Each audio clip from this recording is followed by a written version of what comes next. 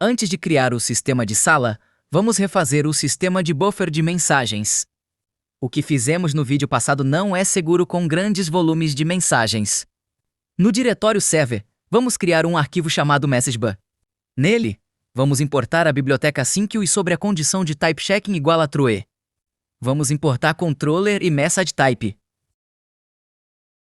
Vamos criar uma classe chamada MessageBuffer, que receberá controller. No construtor da classe, vamos criar um atributo chamado buffer. Este vai receber uma instância de async o QoE com um limite de 100 mensagens.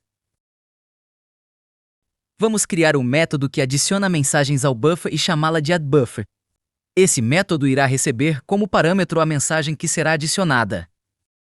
Porém, só vamos adicionar mensagens ao buffer se o servidor estiver rodando.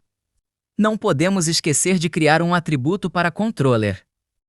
Vamos adicionar as mensagens ao buffer usando o método assíncrono put. Agora vamos criar o método que retornará as mensagens do buffer. Nomearemos este como getBuffs. Ele retornará uma lista de mensagens. Criaremos um laço while que executará enquanto o servidor estiver rodando ou até ser quebrado. Fora do laço, criaremos uma lista para guardar as mensagens. Dentro do laço, iremos criar um try except que irá obter uma mensagem apógala do buffer através do método getNoWhite. E iremos adicionar a mensagem obtida na lista de mensagens. Caso as mensagens acabem, uma exceção chamada QoEmpty será levantada. Iremos quebrar o laço while quando isso acontecer e retornar a lista de mensagens obtidas. AmBuffer. Vamos adicionar um try except para quando ao buffer atingir o limite máximo de 100 mensagens. Quando isso acontecer, uma exceção chamada QoeFull será levantada e iremos retornar a mensagem flood. Tudo certo? Agora vamos substituir o sistema de buffers antigo. Em manager.py, vamos importar MessageBuffer e na função manager.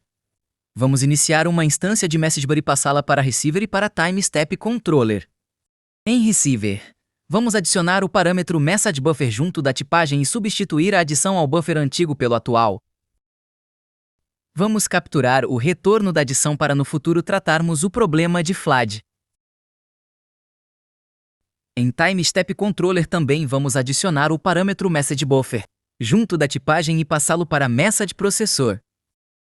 Em MessageProcessor, vamos adicionar o parâmetro MessageBuffer e substituir o sistema que obtém os buffers do sistema antigo para o atual. Já podemos apagar o sistema de buffer antigo que está em controller e testar para ver se está funcionando. Está tudo certo. O ping e a mensagem de teste estão sendo recebidos, e ao responder o ping baixa. Agora sim podemos fazer o sistema de sala. Agora vamos fazer a estruturação inicial do tree.js.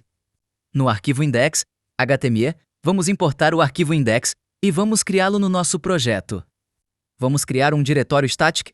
Em static, vamos criar um diretório chamado js com um arquivo index.js nele. No arquivo index.js, vamos importar tudo do link e nomeá-lo como tree. Vamos criar uma classe chamada Game. Essa classe será a base para todas as cenas do nosso jogo. Uma cena no tree.js gira em torno de uma cena, uma câmera e um renderizador. Vamos armazenar as dimensões da tela do usuário usando innerWidthHeight e vamos aproveitar para definir o tamanho do renderizador. Agora vamos configurar a câmera. Vamos criar um atributo para cada configuração. Primeiro definiremos o FUV. Esse é o tamanho do campo de visão da câmera. Câmera far define quão distante a câmera renderiza. E câmera fear define quão perto a câmera renderiza. Todos esses valores eu estou definindo como padrão do tree.js.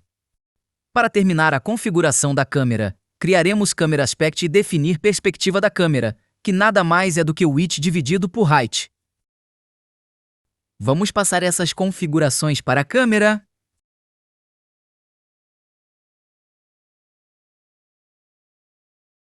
Vamos criar a função que dará início à nossa cena e chamá-la de run. Dentro de run, vamos criar outra função que chama ela mesma dentro da função do JavaScript. RequestAnimationFrame, criando um loop.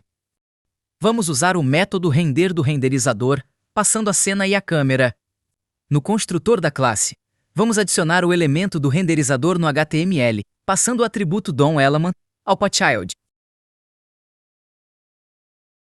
Agora nós precisamos construir a rota que retorna os arquivos .js. É uma aplicação pela. Vamos importar static files de Starlet Templating.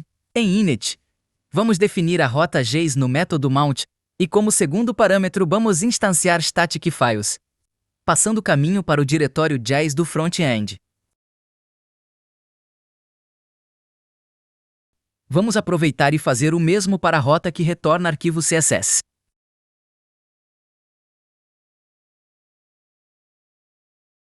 Para poder testarmos, vamos criar um diretório CSS em static. Agora podemos testar. Vamos abrir a rota padrão do nosso servidor? Esqueci de instanciar o jogo? Sem isso não tem como existir cena. Classes no JavaScript se instanciam com new. Vamos testar novamente. Esquece de pôr o new nas classes que criam a cena, a câmera e o renderizador. JavaScript não é meu forte. Vamos testar. Podemos ver que nenhum erro ocorre. O erro que está aparecendo é porque não tem ícone na página. Indo nos elementos da página, podemos ver que o elemento da cena foi adicionado ao HTML. Vamos renderizar alguma coisa nessa cena? Criaremos um método que adicionará um cubo na cena. Um objeto precisa de duas coisas. A primeira é uma forma geométrica ou modelo, neste caso uma box geometry. Todo objeto precisa ter uma largura, uma altura e uma profundidade. Todos esses valores padrões são 1. A segunda coisa que um objeto precisa ter é um material. O material basicamente diz como o objeto reagirá à luz. E o que nós queremos no final disso tudo é a junção, tanto de forma geométrica quanto de material. Não podemos esquecer de adicionar uma cor ao nosso material. Essa cor deve ser em hexadecimal. Vamos adicionar a união do modelo e do material à cena. Essa união é chamada de mesh e será ela que nos retornaremos. Vamos criar o cubo e ver se ele está renderizando. Não está renderizando, e eu acho que sei o porquê disso. Esquece de iniciar o loop dentro de run, sem isso a renderização não acontece. E também esqueci o prefixo this, antes de renderer. Agora está renderizando, mas não mostra absolutamente nada. Isso tem dois motivos. O primeiro é que a câmera está dentro do objeto. Vamos definir a posição Z dela para 5. O segundo motivo é que o material que usamos reage à luz. E não temos luz no momento. Vamos mudá-lo para Mesh Basic Material e testar de novo. Aí está o objeto. Porém, ele parece 2D quando está parado. Vamos adicionar uma rotação para vermos melhor. Vamos mudar a criação do cubo para dentro de Run, mas fora do loop. E dentro do loop adicionar uma leve rotação em todas as direções.